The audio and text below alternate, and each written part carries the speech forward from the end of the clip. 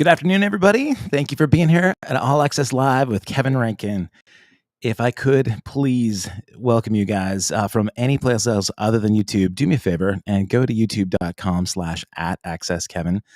Not only can you subscribe at that channel, and of course you want to like this video, but you can also become a member, which allows you to have special benefits like exclusive interviews that I've done from folks like Kelly Kiki from Night Ranger, Cy Kernan from The Fix, Midjure from Ultravox, and many, many upcoming backstage hangs. So that's just for members only, but you can subscribe to the channel and have access to over 300 episodes that I've done with amazing guests from all over the world. And so I would not have been here if it weren't for this amazing company. If you go to 5starguitars.com/all-access-live, you're going to find not only accessories and deals from 5-Star, but you'll also find that you get a 15% discount by hitting All Access 15 as a promo code when you check out. And if you're anywhere other than YouTube or other than Oregon, interested in buying guitars or accessories and you want to get repairs or lessons, there's no sales tax in Oregon. So you're going to save a ton of dough. So go to 5starguitars.com/all-access-live. Let them know I sent you. Now that the business is done, let me start this off by just saying that my next guest and I have known each other for almost 30 years. We just talked about this before the show. We've known each other for radio way, way back, and he's experienced a lot of changes in the industry.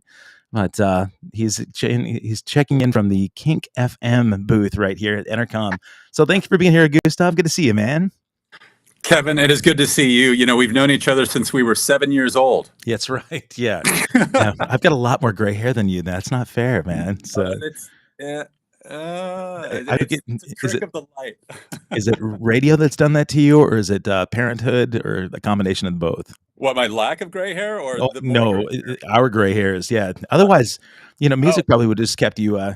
Well, here's the funny thing, and I always tell people this, and that is that, like, radio as an industry, and I think that, like, a lot of other people would say this as well, it kind of keeps us young in the sense that, we're constantly, listening to music and, having fun and going out to shows and stuff like that. So at least from, like, a mental perspective, I guess I like to think that I'm a little bit, maybe younger. The gray hair, I can probably credit my son with, putting some of those onto me. Man. But yeah. Parenthood's amazing. Of course, I'm not going to complain about parenthood at all. But I love it. I love it. In fact, I have a blended family now, which is even more exciting. So that's all good. Heck yeah, man. Yeah. Well, as I mentioned just before we went live, when I did a little promo, Scott Boundercheck, a buddy of mine, and it sounds like a buddy of yours as well, had mentioned that you had done an exchange student. You had Luca in your family for a bit. So, yes, that's right. Oh my gosh. Wow. When that was probably like near to a decade ago now, I think, that we had an exchange student living with us. And I guess, at the time, so my son, he's an only child. So I think the idea was, let's give him someone else that, like, he can, like, hang out with, and, someone that he might be able to look up to and stuff like that. Because at the time, Luca was a few years older than him. Like, Luca was in high school, and my son at the time was probably, let's see, how old is he now? Math is hard, Kevin. He was probably in like 4th grade, right? Okay. So in retrospect, I'm like, yeah, a high schooler would probably not want to spend a whole lot of time with a 4th grader, right. which was the case. But for me, it was a lot of fun because I had never, I hadn't hosted an exchange student before, and Luca was from Germany. And so at the time I was like, oh, cool. This means I'll be able to, work on my German and stuff, right. and chat with him and things which we did. But then, of course, I realized as well, I was like, well, this kid's here in Portland to learn, he's going to be speaking English. He's going to be making new friends here in the area, stuff like that. Like the whole Germany thing, he probably wants to leave. Oh, yeah. So we'd only speak German from time to time. Like, we'd be in the aisle in, like, Fred Meyer or something, and I'd want to say something to him on the down low or whatever. So we'd speak German. It was kind of fun. On the down low, you're heckling people in the grocery store. Like, I'm thinking, how many people in Fred Meyer speak German? I'm like looking around. Oh, maybe not a whole lot. Each of the registers, you'd say, "Sprechen Sie Deutsch?" Yeah, exactly. I was like, have you? I mean, I know that you and I have sort of been around 80s stuff a lot, and guests on my show and friends that I've sort of developed have been in that movie Better Off Dead. I'm sure you've seen that one back in the day. Yeah, classic. So Monique, uh, oh my gosh, why am I even drawing a blank? The actress that plays Monique, and she's also in Fast Times, and she's been on my show. Diane. Oh man, this is gonna Diane Sawyer. nope, but that would be good. But anyway, it's funny because that premise of the movie, right, is that Yeah. she's brought over as a French exchange student and wants nothing at Yeah. all to do with her host family, and they're just Right, so right. awkward and bizarre, But if you Dude, guys are watching in the chat I and was watching, my wife and I were watching Fast Times at Ridgemont High. That was on TV just the other day, and I was getting really uncomfortable because I'm oh, watching this movie. I'm like, wow, like a movie like that would never get made totally. Oh, nowadays. yeah, man. I mean, You know? like the Damone character. So I had Robert Yeah. Romanus on the show, and we talked a Yeah, yeah. little bit about that, and yeah, like there are many cancelable things that could have been, in that movie, but it was, um, that movie to me was one of the first real dangerous R-rated movies I got to see. My buddies had a Betamax machine. And so when you could Oh, first go rent movies, they rented Fast Times on Betamax, and I had to lie to my parents that that's what I was gonna go over and watch. My parents wouldn't have cared actually, but I just right. wanted to make sure that I wasn't gonna miss out, and it was, yeah, it was dangerous and sexy and awesome, Yeah. man. So I love the fact that you name checked Betamax, you know? yeah, 'Cause, like, well, call me. I'm kind of a geek when it comes to stuff like this, but I think that was the better of the two mediums between VCR and Betamax. I think Betamax is better, but for whatever reason, VHS won out. So yeah, well, Beta was so much bigger. The machines were bigger, and you had to rent the that's machine. That's what it was. They didn't even own a machine. They rented the Betamax machine too from the video place. So like a suitcase you carry home. Yeah, but uh, Diane Franklin, that's who it was. Diane Diane Franklin. Franklin. Okay, Yeah. yeah. So I didn't realize. Okay, yeah. So she was in a couple different movies. yeah, Better Off Dead was like a big one, and Yeah. Last American Virgin was a big one for her. But, Yeah, yeah. um, John Cusack. John Cusack was in Better Off Dead, yep, right? yep, he Yeah, was the main guy. Yeah, that's and Curtis Armstrong, the guy that played Booger, who also did a yeah, lot of those. yeah. I The Amanda Wyss was the Beth character, and she's also like in Friday the 13th. She's been on the show. We Nice. we met at these 80s events, and I totally picture, because I've known you to be DJ in all sorts of mostly alternative, but I Yeah, know that you and I have talked 80s stuff, yeah, for offline. sure. And like these 80s events that they have, like the 80s cruise is happening right now, and most of those friends Oh, are on the man. 80s cruise. Downtown Julie Brown, she just texted a picture of her drumming with one of the bands on the stage on the Nice. 80s cruise, saying, "Look, I'm doing it." But The nostalgia is real, my friend. thank I God mean, the 80s stuff is still happening too. I mean, it's a no, big, it's yeah. Well, I'm trying to think because going back some years, and I actually I love this is one of my favorite things to talk about because here on Kink we play Flock of Seagulls, right? And I right. remember when a Flock of Seagulls played Moody's, which Wow. was 96, 97, possibly. Maybe even Um, like 95. it could have been, Yeah. yeah. This is going back, you know, Yeah. a Right. couple decades. But Moody's had like this 80s themed night, and I would spin regularly at Moody's. And so when this Flock of Seagulls, and you know what, it was Flock of Seagulls and I believe Berlin also. I think it was like a double bill.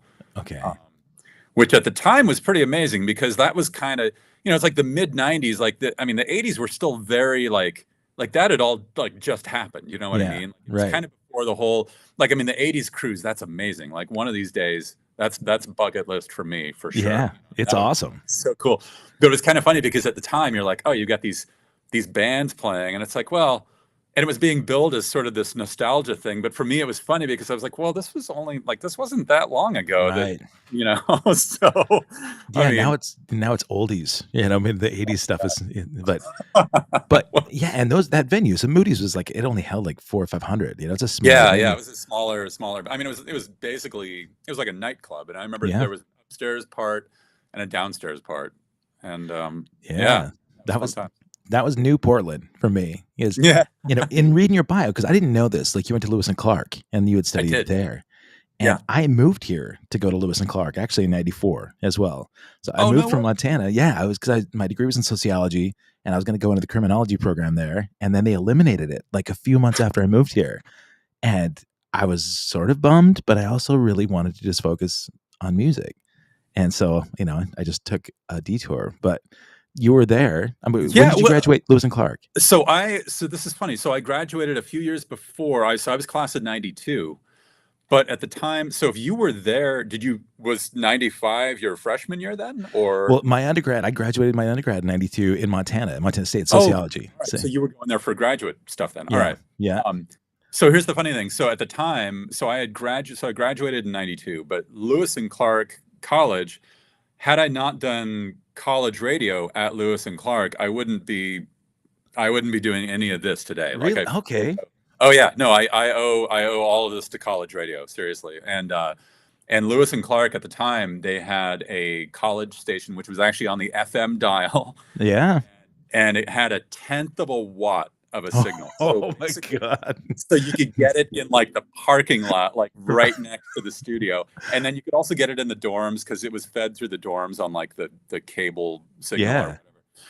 whatever. But so I graduated, and I was like, man, it's like graduate college, early 20s, trying to figure your life out, all that kind of stuff. And I went to the powers that be at the college radio station. I said, look, I know I'm no longer technically a student here, but could I still do a radio show on this station? Because I love doing it. And I think they took pity on me. They're like, yeah, fine, whatever. We'll give them a show like a couple times a week. So I kept doing that for a few years afterwards, including all the way up to, gosh, right around this time of 1995 when KNRK first signed on. Right. And so I was doing college radio right up to that point. And I remember I learned of 94.7, coming, like switching formats to alternatives. So I spent a whole lot of time putting together a demo tape and resume and all that kind of stuff in the studios at the Lewis and Clark College stations. Right on. What I was like, was the I was like quality? burning midnight oil doing that. It was crazy. So Was the production gear pretty good there? no, it Yeah. was it Yeah. was terrible. I 'Cause mean, I did college radio in Bozeman too, in Montana State, and it was yeah. we had Oh man, it was. I remember getting, like, when I first started. It was the late '80s, and they were still using all this equipment that was, I mean, it was a college radio station, so they yeah. didn't have a huge budget to begin with. But the control board, it was the kind that had the dials where Oh, you had to click down to hear the cue speaker and all that kind of stuff. oh I mean, it was this old yes. thing from the '60s, and you'd go back into engineering, and it was nothing but like tube amps and exposed wiring and all. It was just crazy. It was like, I mean, it was literally somebody MacGyvered this radio station, and it was just doing It's its probably thing. it But might it still be was the so same. Have you been have you yeah, yeah, right. But I learned how to edit on reel-to-reel tape. Oh, It- yes. Yeah, so Wow, so you were cutting splice. tape and Oh splicing yeah, it. oh yeah. Yeah.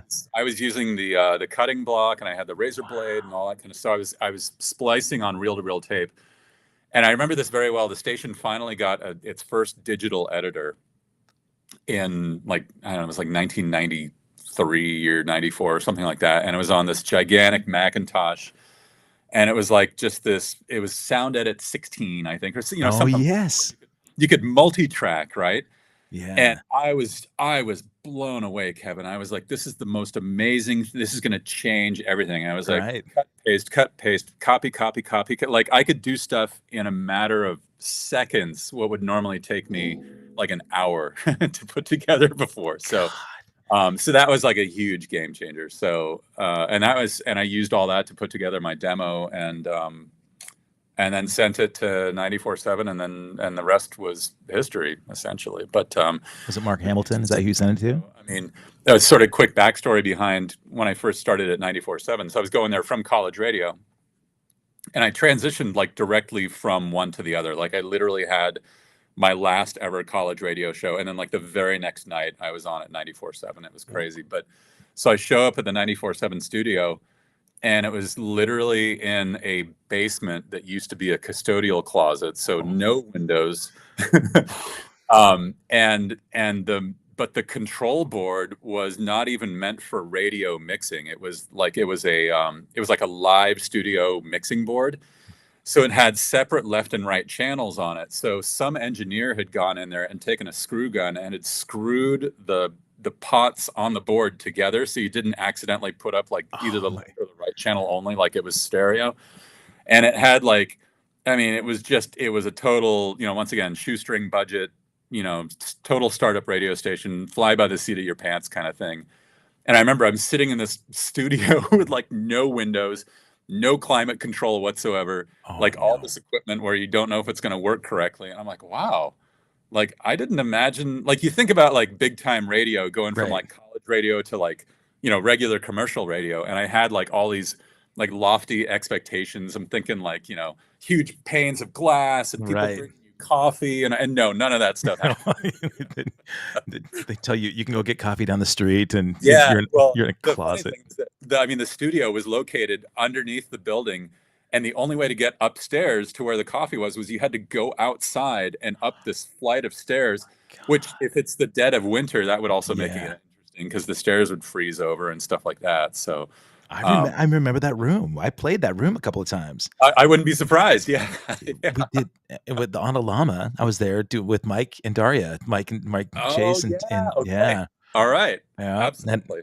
that was I do remember, yeah, backing in because they had the two stories, like Hmm. right off of what is it, like NATO Parkway or whatever that was, like It that. was it was just off macadam. Okay, yeah, yeah. Just I remember in that area of Portland, and I too expected it to be a massive production, but it's like TV too. Everything in TV is an illusion. But Yeah. Yeah. back behind this room right here, it's all exposed wires and everything too. So Oh, because I was gonna say that's a cool setup that you've got going on there. I mean, that's nice. it's changed so much. Like when I started, because I started looking back at doing this in the pandemic, and I changed different rooms, and I had a brick backdrop, and I had a green screen, and most of the time the green screen just looked really hazy and awful. And my son finally came and he said, "Dad, we need to get you a good camera, get a better mic." And so he, my millennial forced this upon me, and I'm grateful that he did. It's good. Nice, nice. I Yeah. see Scott Kramer here. He said that's a voice from my formative years of radio Oh, listening. He's in the chat. nice. Hey, When Scott. Thank you for that. Man, you know what? When I first started, promoting and talking about having you on the show, you and I talked about this July 14th at Hairfest. I saw you, and I had Yeah, always that's wanted to reach right. out. Yeah. I was living in New Mexico until 2 days before that. I moved away for a little bit and just hid Oh, in the wow. All mountains. right. And I remember talking to you Hairfest backstage, and that whole thing, right? It's amazing to see what the tribute scene has done. It's fascinating to me because the production on those shows was as big as almost anything you might see outside an arena.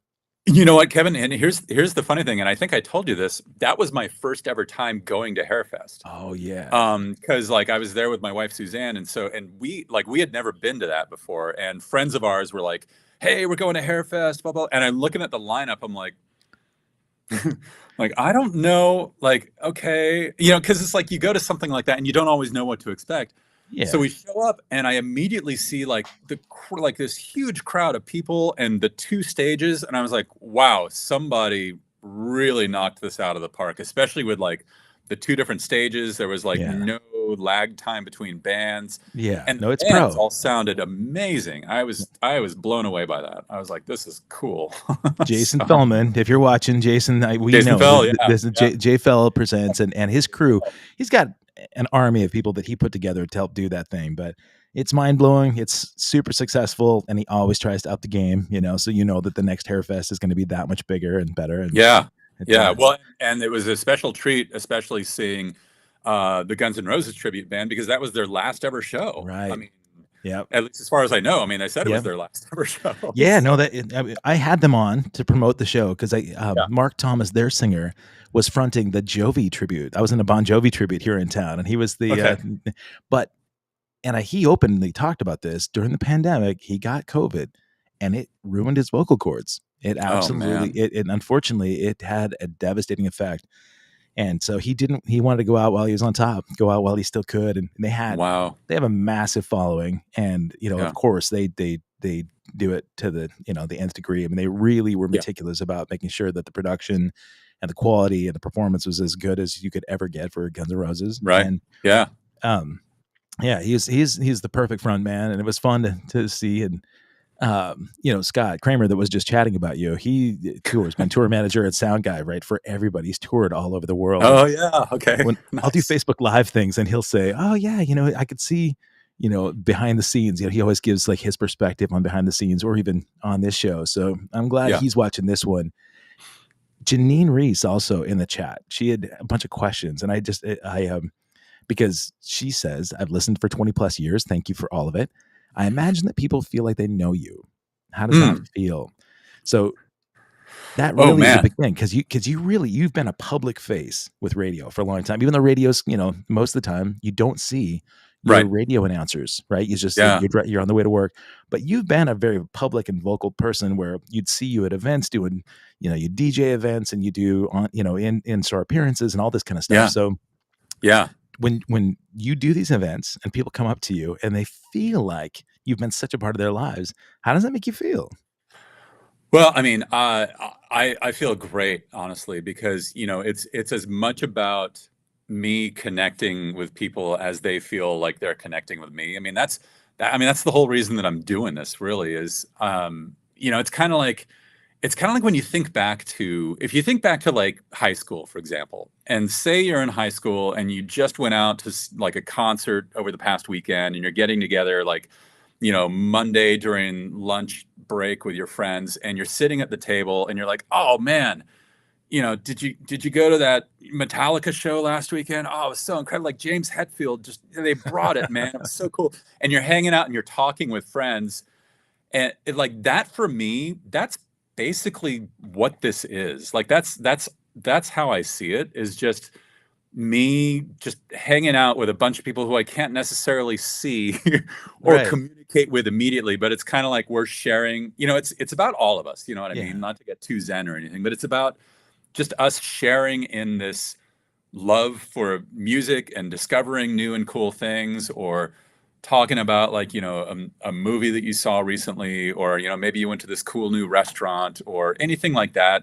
All this stuff related to Portland, because I've been here for the majority of my life now. Yeah. um, and it's just the kind of thing where, I mean, I'm really glad for people like Janine who see that, where it's like, because that's what it's about for me personally. Like, I don't want to be someone where I don't want to be. I want anyone who sees me out and about, like if you see me and you recognize me, don't be afraid to say hi. Come up and just say, "Hey, what's up?" or ask me about a song that you heard, or whatever. Like that's why I'm here. I'm not like an untouchable person. I'm Well, live, I'm local, so. we know. I mean, I know that there was another radio station that had they were syndicating a show out of LA, right? So a couple of radio personalities would come into town every once in a while as part of that Mhm. radio station and do these appearances.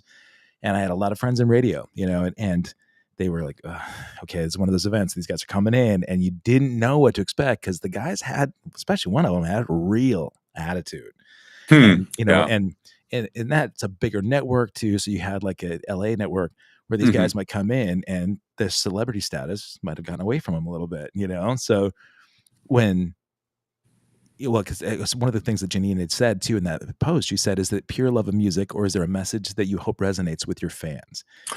You Oh, talked about, wow. connecting. I mean, that's a real Yeah. Yeah.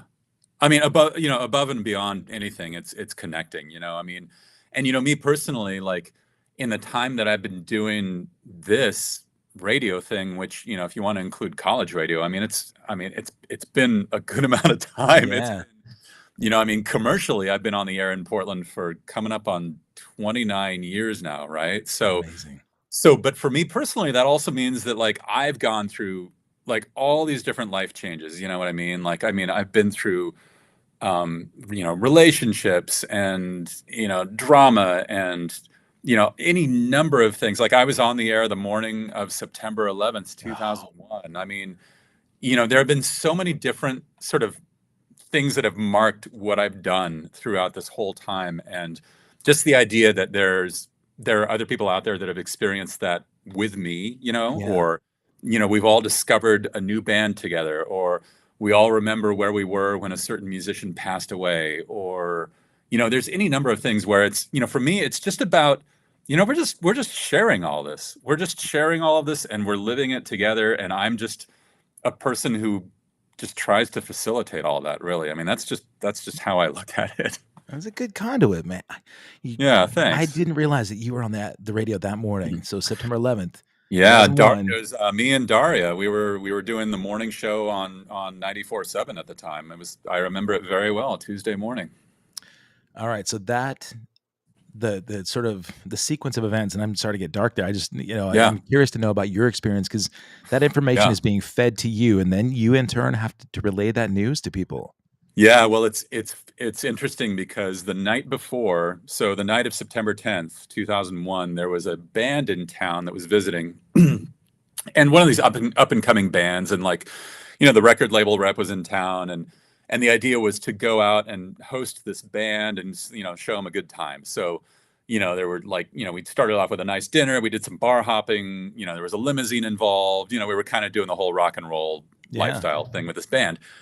So we're having a grand old time, and eventually I look at the time, and it's like 1:30 in the morning. I'm like, oh man. I was like, guys, we've got like a morning show tomorrow. Like, I was like, I need to go home and try and get some sleep before this all happens. And then like, okay, fine. So I go home, I get maybe 2 hours of sleep, Oh, and I show up the next morning to the 94.7 studios, and I'm just destroyed. And I'm hungover, and I show up and I get into the studio, and this was around, I don't know, it was like shortly after 5 a.m. Portland time. So, a little after 8 a.m. East Coast time, I'm pretty sure. And I'm in the studio, and I remember my boss's secretary bursts into the studio, and she's holding a fax, and she says, "You need to go on the air with this as soon as you can." And I wow. look at it, and it's talking about a plane hitting one of the World Trade Center towers.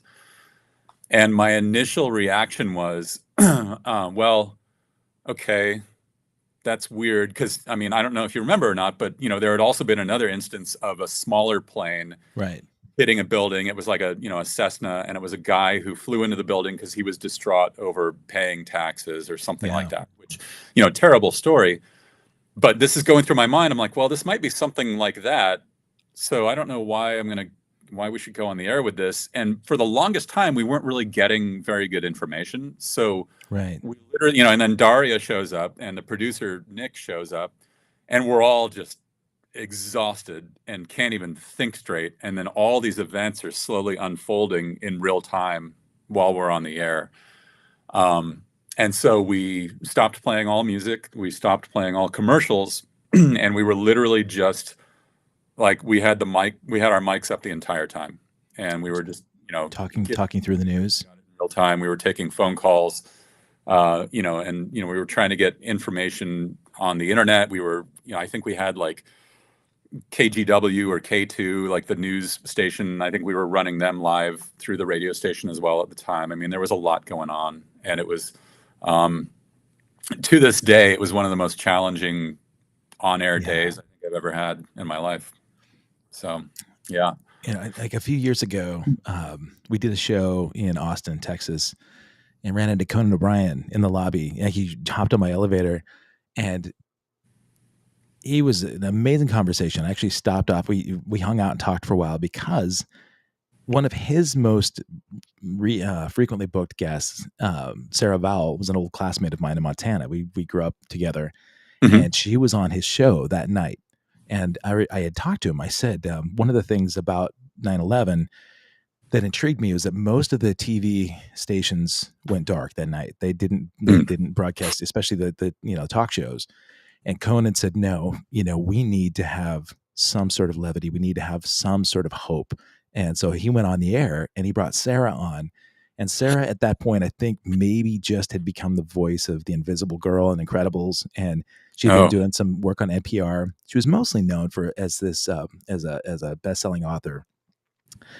Brilliant woman, and she had a really fun, quirky personality. And so between her and Conan, they kept a little bit of light alive. yeah, And so when I asked him about that, he said, I felt that that was the obligation. It was yeah, to bring some sort of light when it didn't seem like there was any other, yeah, and Yeah. I mean, people on their way to work. And so you guys, you and Daria and Nick were Mhm. burdened with this, that they're on their way to work, and your whole job is to sort of inspire a little bit of, Yeah. and maybe that's not your obligation, but I would listen to Drive Time in the morning because I wanted to get some. It was like my coffee, man. I was going to work Yeah. and I needed to get a little bit of energy. I needed to get some positivity. Everything is real hype, right? Yeah. And Yeah. and everything to do with that day was devastation, and just like how could it happen? But Yeah.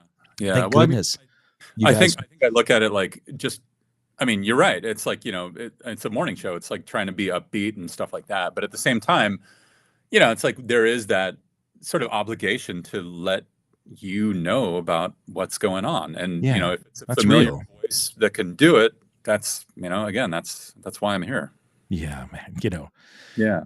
Like, just hope and pray that that's the most challenging it ever has to be. And from this point forward, your time at Kink gets to be a little more inspiring. I think Yeah. um, Yeah. an old colleague of mine, she texted me and said, I was just listening to 101.9, and the DJ just mentioned your name and a flock of seagulls. She said, I thought that was really fun. And so I figured that was probably you. And Well, it's funny because like right before we started this chat, I actually played a flock of oh, you seagulls to did. everyone. Like, So, well, um, my boss sure like, he appreciates that 0.0002 that gets yeah, I like working that stuff in. It's like yeah. it's a connection. So, you know, Like you, I mean, I'm a massive fan of the music, and so even though I'm not an original member, every time we walk on stage, to me, it's just like I get to pay tribute to this thing that really means a lot to me, yeah, and yeah, you watch the crowd. For them, it's escapism all the way. They yeah, remember where they were in 1985 when the song yeah, was, blaring on the radio, and yeah. they didn't care about politics and taxes and, relationship issues. It was just, making out in the back of the car at Right. roller skating. Right. Simpler times. Yeah, man. Yeah, Oh, yeah. that's cool. Caleb Rankin's watching. He said, say hi to Gustav for me. So Caleb, that's my son. That was the millennial that actually hooked me up with this Oh, amazing nice. camera. And he's up watching in Colorado right now. So thank you. And Cool, Caleb. Nicely done, Caleb. it oh, so yeah, so dog catcher on the chat says I regarding see that. September. Yeah, he says I recall not having an emotional breakdown until I heard Crowded Houses "Don't Dream It's Over" on the radio. Wow. Um, he said, was that your show? So, but it sounds like you weren't doing music on that. But And again, this is going back, over 20 years now. So my memory might be a little bit fuzzy. I mean, it was certainly fuzzy after that day. I do remember there were a couple songs that we played, and I think that we wanted to make sure that it was something that was, inspired and timely without really bringing the room down too much. sure. Don't Dream It's Over. Yeah, it for sure could have been that. It's Mm. interesting though that the dog catcher mentioned that because I don't know if you saw this, but during U2's residency at the Sphere in Vegas, This one? yeah, the most recent residency, like U2, how they were playing in Vegas. That's what this is from. Actually, I was there 2 weeks ago. No way! Oh, Yeah, that's what the shirt is. There we go. Sorry, I interrupted you, but go ahead. I am so jealous. Oh, you didn't Well, go. so you probably know this story, but it was shortly after Alexei Navalny had died, and Bono made that incredibly inspired, impassioned speech to the audience, and everyone chanted Navalny's name Mm. over and over. And then after that, they immediately went into their cover of "Don't Dream It's Over" by Crowded Yeah. House, which was, I mean, Yeah, the show that I was at, there were tears for so many reasons, right? I mean, because that band, of course, has they crossed a lot of generations, right? And they yeah, really like yeah, this many years later, they still have 10-year-olds and 80-year-olds loving their yeah. music, and you saw all sorts and all types and everything about that show. I mean, I hadn't really talked about the Sphere show on this podcast, but Mm. I took my girl there for Valentine's Day weekend, and so Oh man. it was incredible. I mean, and it was a surprise for her. She didn't know until like the day before, but I hope my wife doesn't hear that because she's oh going to be like, "How come you?" yeah, no, I I okay, yeah, I really was grateful just for opportunities to be able to, because I couldn't find tickets forever, and I had a friend that bought Yeah, yeah, tickets, and I bought them from her, and I'm so glad that we did because it was, they've ended the residency there, and yeah. the next few shows that are there, it's like Dead and Company and Mhm. Fish are going to be there. Yeah. You know what? I mean, that's cool, but the visual accompaniment and the audio at this Yeah. show, at the U2 show, it's hard for me to picture any other band doing this. I mean, there are a few others, but I don't know how much you studied about the Sphere and what they did sonically there, but as an audio Well, guy, yeah, so sonically and also visually, I mean, the yeah, Sphere itself, and I saw this statistic, that venue has 160,000 individual screens right. and cameras linked up. So that's why you had just the incredible, like, wall of Yeah. video, if you In will. 18K. Yeah, In which 18K is what they're I mean, can you and projecting. I even perceive But 18K? I mean, I don't even know. but the audio that accompanies that, right? So the seats had subwoofers that were directionally driven subwoofers. So when you Wow. got the helicopter visual representation of a helicopter flying over you on the screen, Right. your seat would rumble from right to left as this, Wow. but they had directional speakers pointed at every single seat in the venue that could project different sound. So they show. There was out in the sort of entryway. They've got AI presentations and they've got robots that will talk to you, and they'll see.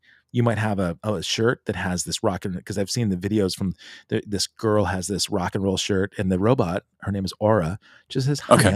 I'm Aura. What's your name?" And she'll say, "Well, I'm Gustav, whatever." And it'll Yeah. say, "I see that you like pop rock. What's your favorite band?" And the girl said, "Oh, Blink 182." And the robot would say, "Oh, All the Small Things is my favorite song. Don't you love?" And Wow. it'll automatically, so there's Hmm. those kind of cool presentations. But the audio stuff, they've got this presentation where they've got these four light panels, and you stand in the light panels in sort of in a column of people, and they have these speakers that are all just like a foot or two separate away from each other, and they are pointed at that column.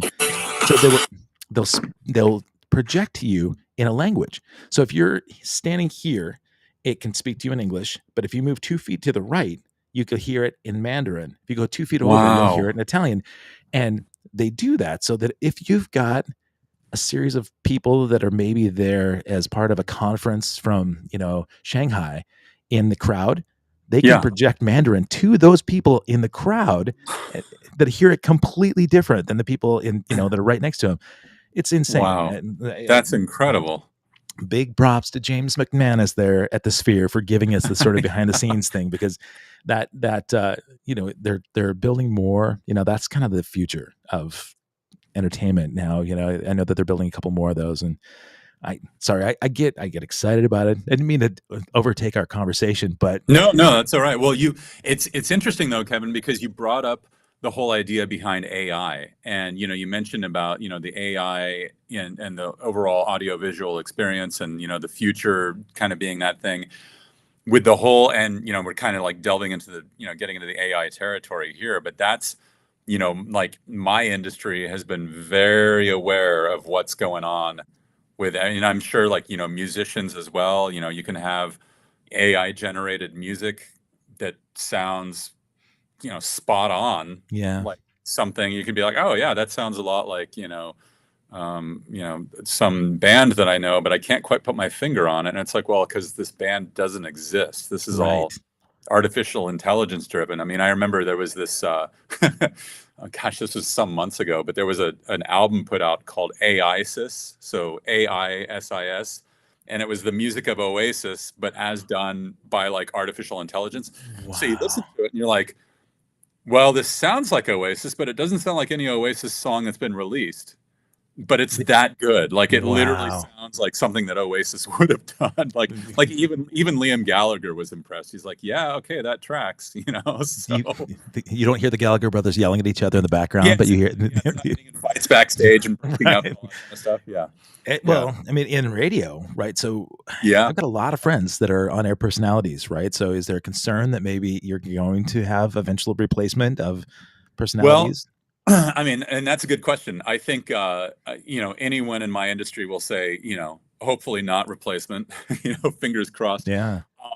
But you know, it is something that's there. It's prevalent, and I think that you know, I think AI, like any other technology, I think it's something where it can be used as a really great tool, and I think it can be an asset to what you're doing, as long as you realize the overall scope of it, and there's a certain amount of brakes that you can pump on it, so to speak. And I think that the government is sort of doing their best to put some restraints on AI, which I think is probably a good idea. Right.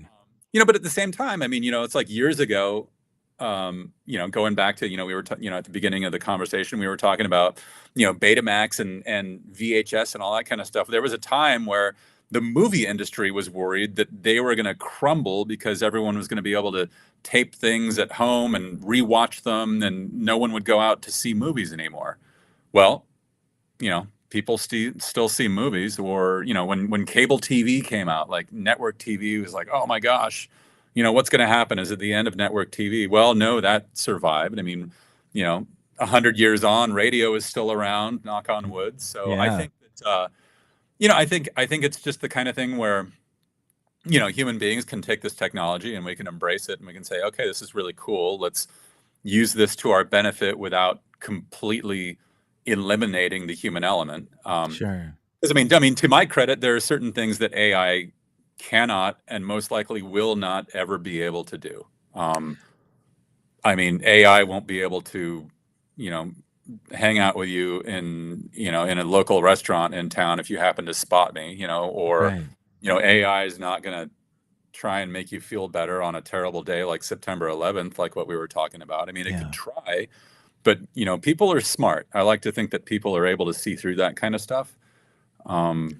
So I don't know. It's there. How I'm a do I little know bit that this is terrified and a little bit excited at the same time. how do I know this is the real Gustav talking to me and Yeah, not an AI exactly. generated you're an avatar? Yeah, yeah. No, it's me. You talked about hanging out at the restaurant, and you had mentioned earlier that somebody might come up to you in a public forum, and they'll say, "Hey, you know what? The first time I heard that band, or I heard that song, or I remember Mhm. the time that you hosted certain event." Yeah, You mentioned Suzanne. You've got your wonderful wife that's been a yeah, supportive to you. Is it yeah. weird for her to kind of have somebody come up and act like they really know you when you've never met this person before? Interestingly, it's not. I mean, to Suzanne's credit, she's a very social, outgoing person. She honestly, between you and me and everyone else, she has more friends than I do. So it's like we'll go to, parties or get-togethers, and she will know more people there than I will. So, and she's very welcoming with that sort of thing. She's all about talking with people and making new friends and stuff like that. I mean, she's a teacher, so it's her job to engage with people and hold people's attention anyways on a day-to-day basis. And so I mean, I think she's totally cool with that. I mean, we've been out to numerous shows and had the chance to hang out with people that we've just met, or people that might have won tickets through the radio station, and it's always been a really fun time. I mean, we've been on shuttles to RV in-style resorts amphitheater, for example. Like, in fact, that's one thing that I hope Kink starts up again this season, when we start getting more of those shows at that amphitheater. We have this cool Kink party bus, we like to call it, where people can Nice. win tickets and we all go to the show together. And Oh, that's me and Suzanne, and we're hanging out with a bunch of people, and we all hang out, and we all head back. I mean, it's fun. that is It's cool. cool stuff. So. Have you had any kind of like sketchy instances? Anybody that got a little too close or anything uncomfortable?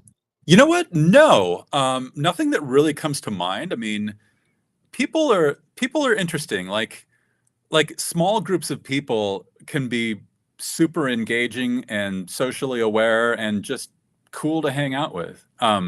If it were me in front of a really large group of people, that might be a little different. I think it's human nature to sort of respond differently depending on what the circumstances are. I mean, I get it. I'm a forward-facing public figure. You'll never hear me call myself a celebrity or anything like that, because I'm just a geek with a microphone that pushes buttons and plays music. That's me. But you That's are though. You yeah, like it I or mean, not, you certainly are, man. I, That I mean, it's interesting that you say that, because I've always just been kind of like, I love what I do, and I just want to share that with people. Um, the whole celebrity thing, like, if it's a big time movie actor or a television personality or something like that, yeah, I can see, because that's someone who's almost untouchable to your average person. You know what I mean? Whereas I Yeah. like to think of myself as a little bit more touchable, Yeah. not in the physical sense Yeah, necessarily. right, yeah, You get the the metaphorical, idea. I got you, yeah. Yeah, Exactly. like, But yes, you know what I mean? Suzanne, I got you covered there, good. People, when Like you go this, out and you see Gustav, just hands to yourself, do okay. not touch. No, it's no, I'm just messing around. But I mean, yeah, it's I don't know, it's interesting. Like, people, like, I would say, like, 99.9% of the time I can have a really great engaging conversation with someone and it's not uncomfortable. That's Yeah. you know, we were talking about the '80s cruise earlier, and there's Yeah. another event too that's really geared towards the '80s. They used to call it '80s in the Sand. Now it's just called the Sands because they've started to bring in bands a little bit from the '90s and Okay. a couple of bands that started in the late '70s, and so just the opportunity to expand. Started in the Dominican Republic. Now it's at an all-inclusive resort at Planet Hollywood in Cancun, where Wow. they expect, just like the '80s cruise, part of the contract for artists is that you're expected to be approachable, to be available to the fans. So some artists are, you'll see them milling about the pool or they're at the buffets and they're talking and, they're really glad to do selfies and talk to somebody and have a conversation. And some of them Oh, just hang out in their room and you don't ever see them, and people get upset because they didn't get a chance to, hug Richard Marx, when he was there with the that's the honest to I God want to truth. hug And Richard Marx. that is an instance that happened. Richard was on the first '80s cruise and he was celebrating his honeymoon with Daisy Okay. Fuentes. And so he Oh, came wow. in, he did his shows, he did his appearance, and he flew off the second that he could when they got to Puerto Rico, like before Oh, like the first destination spot. I get it, and that, right. but people were mad. They're like, part of what they expected was to pay Yeah. for access to Richard Marx, and it's a Sure. little touchy, but Yeah, no, I get it. It's kind of funny. I remember, so back in the day, when I was at 94.7, we did these summer festivals, and people might remember these. It was called the the Big big stink, Stink. yeah, Yeah, and Big Estacada, Stink happened. It was at Estacada Timber Bowl a few years. It was at Portland Meadows one year. I think we had it at Providence Park one year. So it was a few different locations. But one of the things about being at Big Stink was, I was there all day long, and I'd do band interviews, I'd do stage announces. I was constantly kind of working and doing stuff. But there was this specific block of time set aside where I would go to the autograph booth, and it was literally called the autograph booth. yeah, Some of the bands, like, they were supposed to be there at times, but all of the personalities on 94.7, we all had these times that we were supposed to be at the autograph booth. And I remember thinking, I'm like, oh, that's kind of weird. Like, I'm happy to meet people, but I mean, if someone asks me to sign something, I will. sure, So I show up, and there's like this line of people, and I'm like, oh, well, they must be waiting for to meet the guys in the Crystal Method or whatever, because right, they're supposed to be here. That people knew I was going to be there, and people were lining up to say hi and get me to sign something, which, and me, all of, like, 25 or whatever, I was just like, I was blown away. I was like, why would anybody want, like, I'm not really, I mean, go talk to Gwen from No Doubt. Like, she's uh, standing right there. Like, you know what I mean? It was like, it was just the weirdest. It was kind of a weird thing for me. I mean, well, but didn't when again, I you was happy to meet and talk with people. So go your figure. humility is awesome. I see Debbie. I see in your chat. She says accessible, not touchable. Yeah. So, but being accessible there, being humble, to realize, to not expect people to want autographs. When you were growing up and you were listening to radio, didn't Yeah. you sort of revere these characters that were on air and think, oh, Oh, I idolized them. who, Absolutely. yeah. So, I mean, that's the thing, right? So, who was it that you listened to that you really drew, sort of inspiration from? Oh gosh. Well, so I grew up in the Bay Area in Bay Area in California, and I grew up there in the 70s and the 80s. And I remember in the 80s, the Bay Area got their first sort of bona fide alternative station. And I was listening to that station constantly. And that was another big influence for me to get into this industry. Um, there was a guy named Steve Masters on the radio station at the time. This station was called Live 105. And I remember listening to him and thinking, wow, he's got this great sort of attitude. He's got like a little bit of this like Bay Area, California vibe to him. But the big thing about this guy was that he also did a mix show.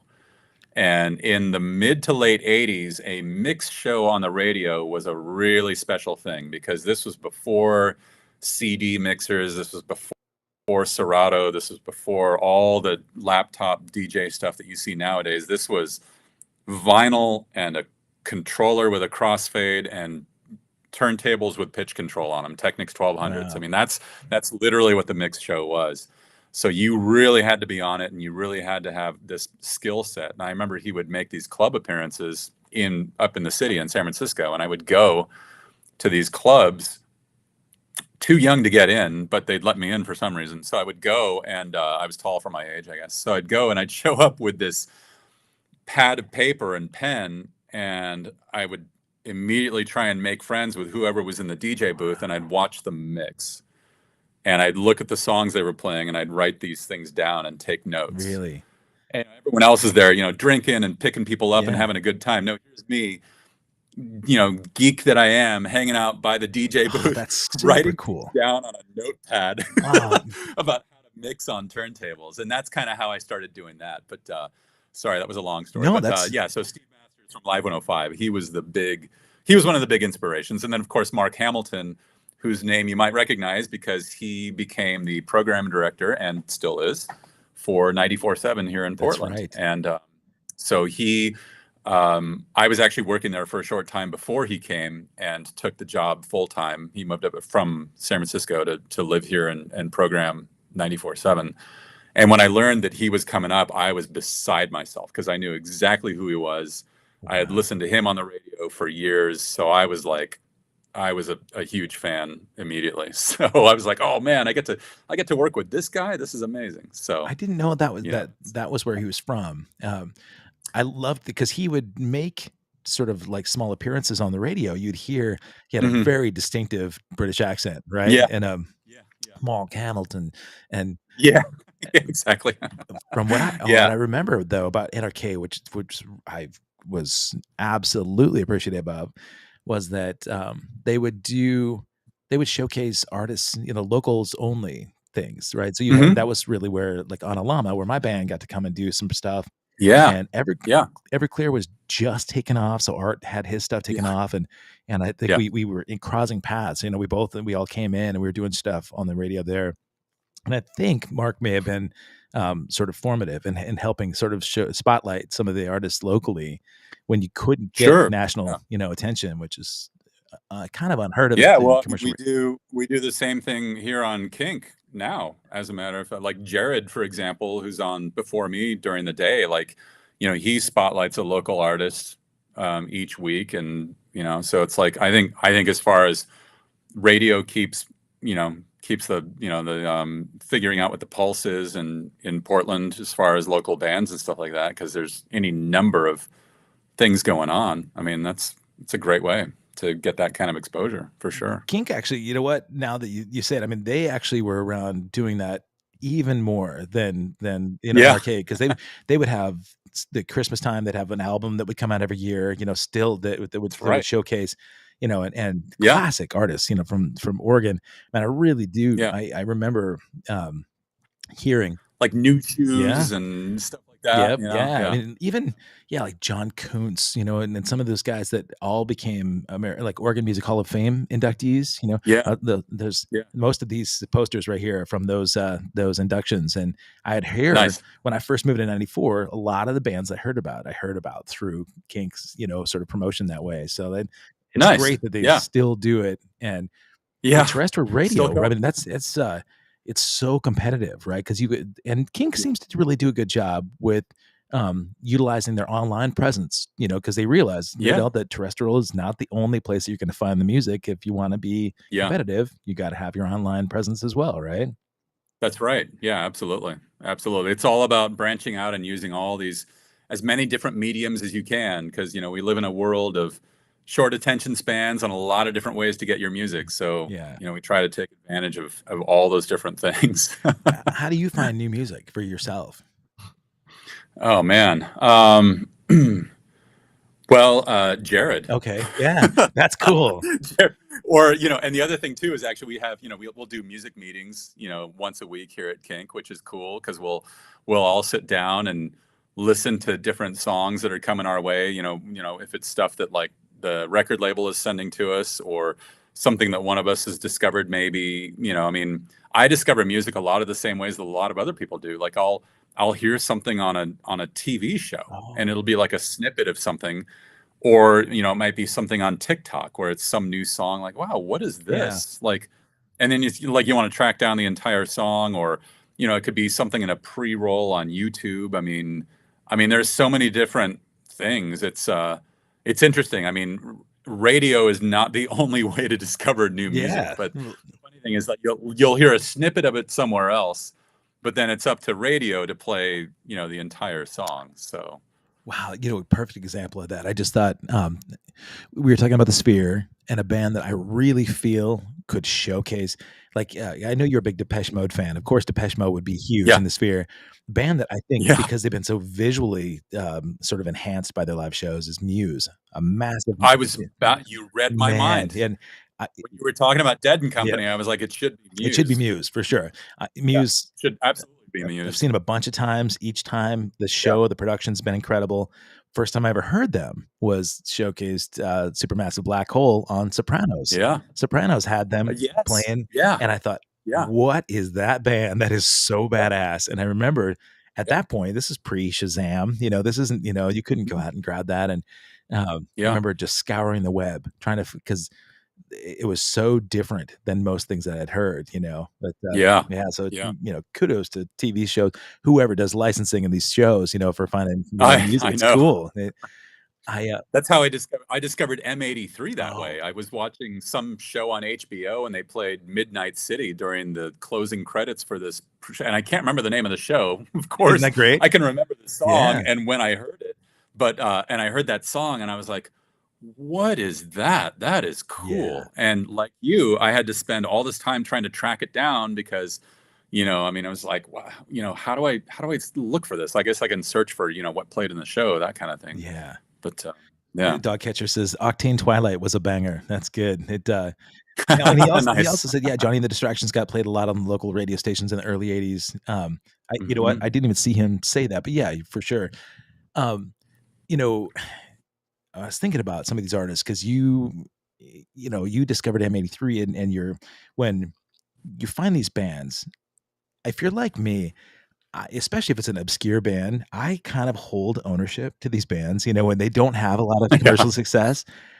Part Yeah. of me feels like, man, I want them to be huge, but I also don't want everybody finding out about my secret, right? I don't want them to be, and Mhm. um, I've been geeking the last year. I've been traveling all over the place. Traveled to Toronto to go see him. Trying to travel to Denver.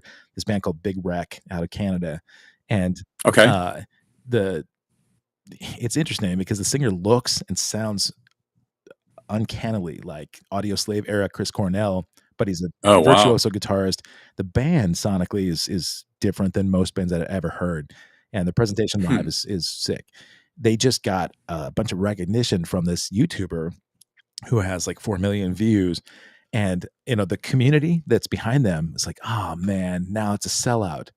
And it's so funny, right? Because you want these bands. But do you have any bands that you're close to like that you maybe discovered through the radio that you think they should be bigger? And at the same time, you kind of like the Oh, allure that they have by being sort of independent. yeah, gosh. The first band that really comes to mind is Oh Cannons. wow, yeah. Um, 'Cause, they had some good success when they had a song featured on, oh gosh, oh man, once again, it was like an HBO series, Were they and it was Fire for You.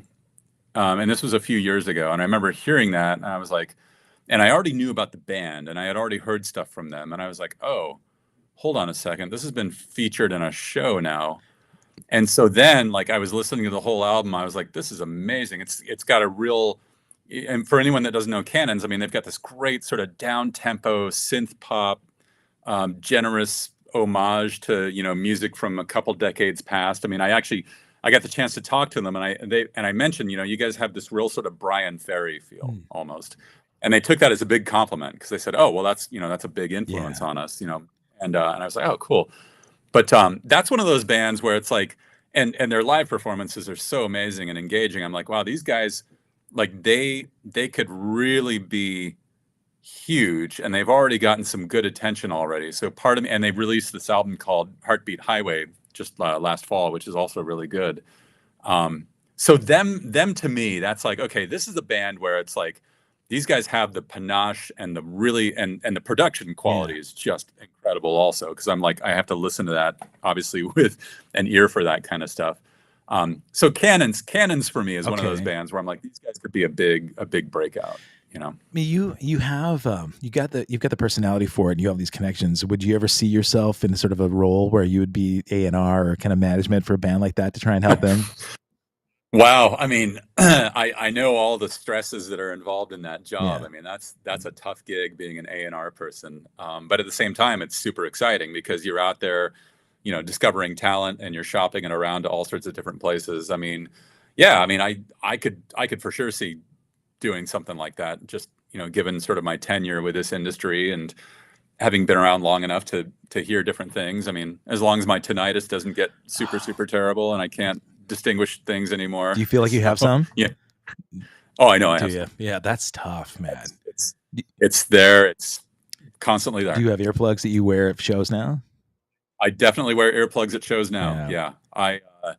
If I this is one of my regrets about this industry is that if I could go back and tell my younger self, you know, hey, before you go to that Nine Inch Nails show, Oh, yeah. put on some Yeah. wear some earplugs. It's not, no one's going to look at you and say, "Oh, what a goober. That guy's wearing Yeah. earplugs." People are going to go, "That person's smart," because right now my ears are bleeding. That So, yeah, it's Muse was the same way. I went to that Muse show at the Moda Center, and I forgot my earplugs, and I oh, was like, "Oh my God." Like that was a face melting yeah. show. I mean, it was incredible, but it was really, really Yeah. loud. And I was like, "Yeah, I wish I had brought my earplugs to this show." It's crazy, man. I was at that show. I was sort of mid, arena in that one, and so I wasn't like directly right in front of like speakers. I'd been front row center on the floor before for their shows, and you almost Wow. miss some of that too because you're not having things thrown. You're not getting the y- whole sonic Right, you get the experience. subs that are Yeah. on the stage just like rumbling your Yeah. intestines out, but You're getting the monitor wedges and stuff. But the yeah, unfortunately, man, I mean, we don't have the benefit, right? So then you get to pass that stuff on, and so, Yeah. you mentioned your only child, and you get to tell your son, before Yep. you go to the show, if you're, Yeah. ear, Wear some earplugs. earplugs and condoms. That's all I care about, right? So, Yeah. Just remember which one goes right. where. Yeah, they won't both protect you the same way for sure. Right. Man. Exactly. You meant so the earplugs is a regret, man. You have any Yeah. other real regrets? Oh boy.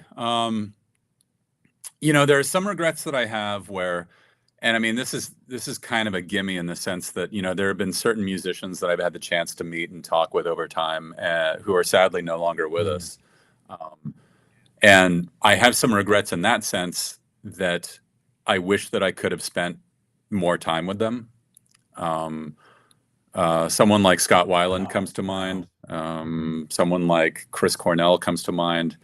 You know, especially Scott Weiland, and that was hard because I had the chance to talk to him, and he was on tour for, he's promoting like his solo stuff at the Mhm. time, and he wasn't, you looked at him and you could tell he wasn't doing very Yeah. well,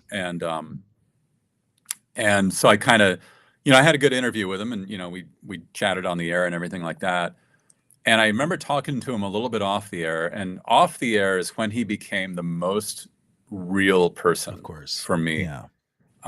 Because we were just in small talk. He was like, "Oh," he had mentioned he was in like high school choir, and I was like, "You were in choir and you played football in high school?" Yeah. He's like, "Yeah, I somehow managed to get along with everybody." I was like, "Oh, well, I was in high school marching band," and he's like, "Oh, so so we had kind of this bonding moment, if you will, Yeah. over musical things in high school that weren't considered cool at the Right. time. You know what I mean? And it's like the little things like that where I think back now to the time that I spent talking with him and sort of realizing that so many other people that were surrounding him were just kind of, in a way, kind of propping him Oh, up. buddy. And, Totally get that. you know, and I remember when he died, and God, and it kills me. His wife put this message out publicly saying, "I'm so distressed because so many people in our lives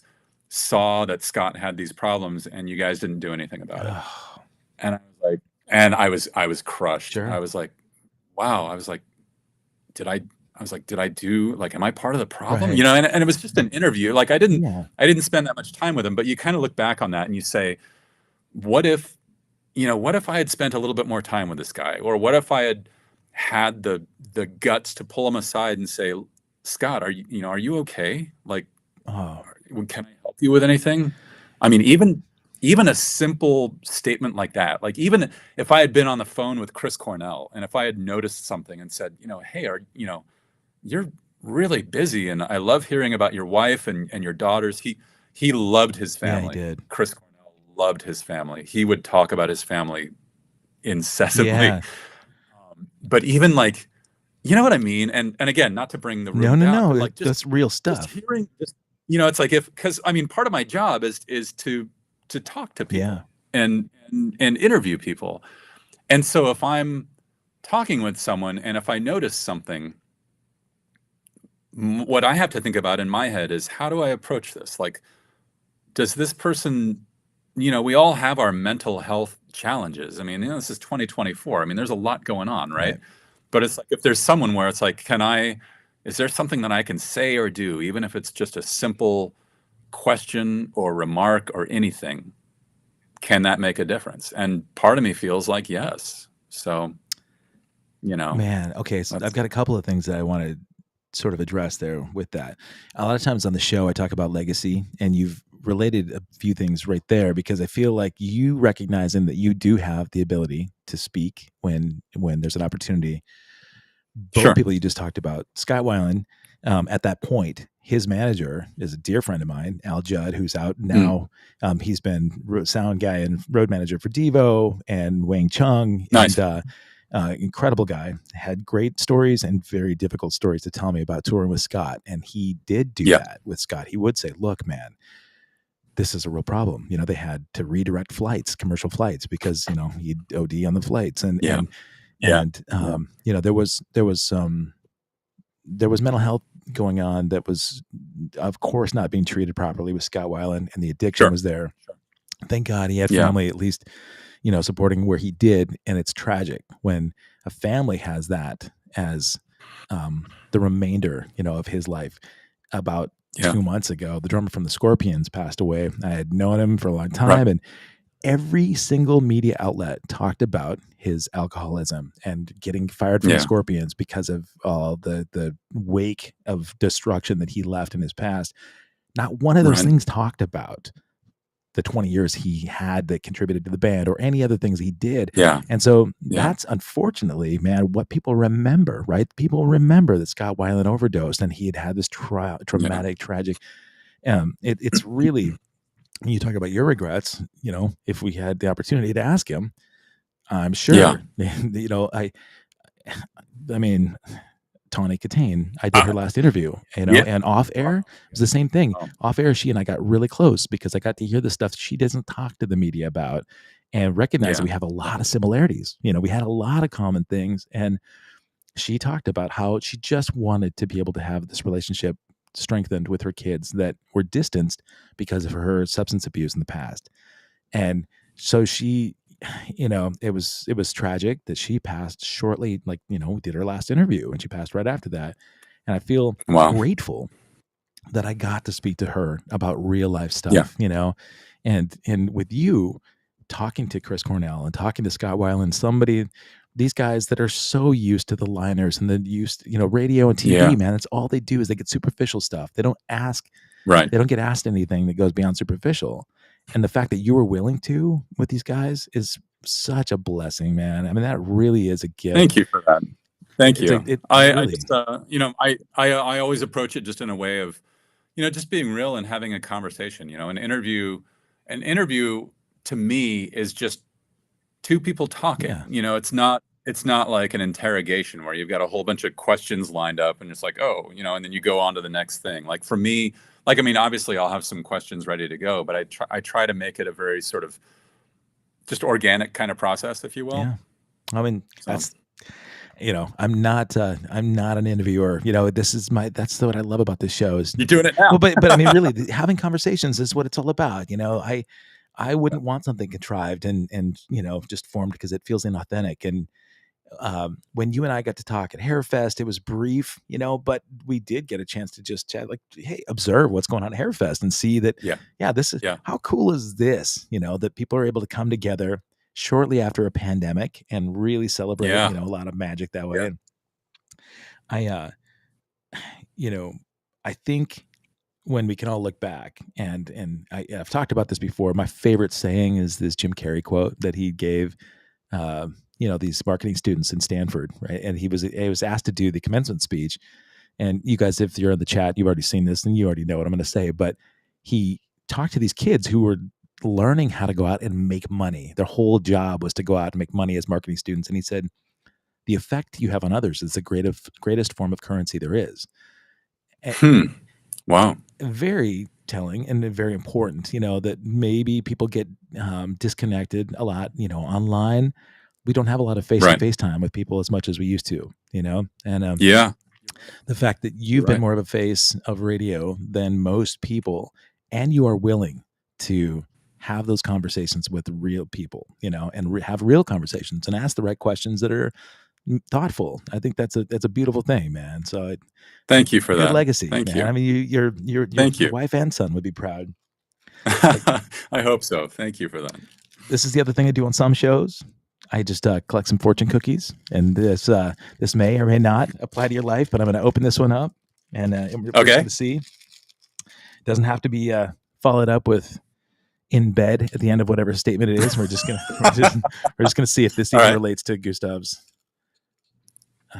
Oh, buddy, absolutely relates. This is not. This is not made up. It says, "It's time to go help a friend in need. Give your best." Oh, wow. You get your chance right there, man. So the next time that you ask yourself, is it appropriate for me to ask that question or that person address? All right. I will take that with me. That is good to know. Here, and I know the Powerball is way up too, so I'll put these numbers up. People can take those. My camera's, the depth of focus is not going to work. Anyway, but yeah, sometimes these are absolute joke, but that was related to what we were talking about. That's good. So wow, yeah, for sure, man. I'm grateful that you stayed long enough for it to get dark there in the Kink studio. That's a beautiful thing. Yeah, sun's going down. Do you have any big events that you're working coming up? Well, let's see. I mean, concert season is going to start ramping up pretty soon here. So, there's always that, we'll always have some tickets to give away and stuff like that. We've been doing all these amazing trips here on the radio station. So like this week, for example, it's, like it was last week, it's your chance to go to Dublin, Ireland to see Green Day this summer, which is, incredible. Yeah. What a cool thing. So we're doing that for a while. As we get into summer concert season, I'm sure we'll have tickets to give away to, stuff going on over in Bend, perhaps at Hayden Homes Amphitheater. I was talking about the Kink Party Bus to the RV InStyle Resorts Amphitheater, among other places. That's always fun. And having bands come through and perform. We have this really cool performance space in the bottom of this building here in downtown Portland called the PNC Live Studio. And we'll have bands come through and play, and sometimes they're pretty well established bands already. Sometimes they're up and coming bands, but it's a great way to go and see a band in a real intimate sort of setting. Like the max that room can fit, I think, is like 80 people, maybe. Nice. 100 people. And it's also my chance to, and all of us at Kink, we all do this. We have the chance to interview the band, and which is interesting because interviewing a band with like a live audience at the same time, that's new and unique for me personally, because you get that sort of instant feedback. Yeah.